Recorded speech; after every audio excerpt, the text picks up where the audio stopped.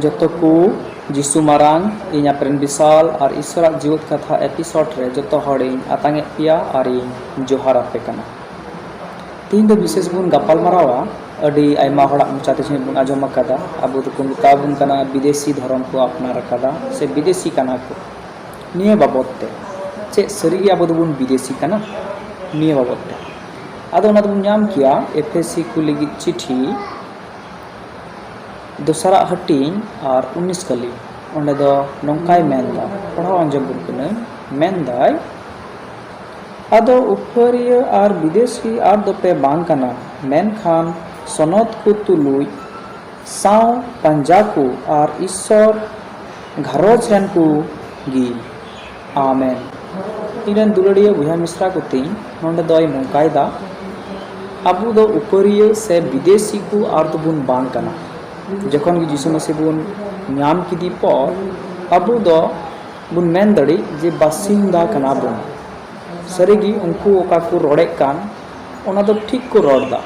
जे अबु दो बुन विदेशी कना चेदा अबु दो जायजु निये धरती रे दो बाबुन ताहेना से आकु हो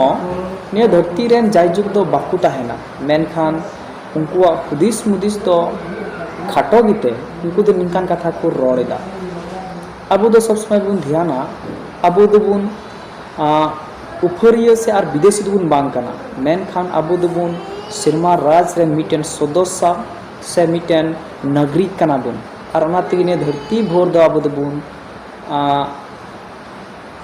विदेशी लिकान को कान गया बुन ने धरती भोर लगी ते दो मेनखान सिरमा राज लगी ते अबु दो उनकुरे मिटेन राज प्रजा साव सनद जत कुरेन तुलि कना बुन जहाँ गिबुन मारिया खय नवा रे बुन रुवड़ कान रे अबु दो बुन मिटेन ईश्वर बचावन जत रे बुन पड़ाब कटा और नातिगे तिहिना चिचिदा ते निये बुन बुझाव नामदा जखन गे उनको को मिता बुन रे आपे तो पे विदेशी कना और उन बुन मिताव को हैं आले तो विदेशी कना आपे तो पे देशी कना आदो आपे तो जाय जुग बापे गजोआ उनका गे पता है ना और अबु दो गज पर हो सिरमा राज रे अबुआ जीवन मिना मेन करते निरना विश्वास मिना और ना तिगे अबु दुबुन और उपरिय और विदेशी को दुबुन बांग बुन हुई दड़िया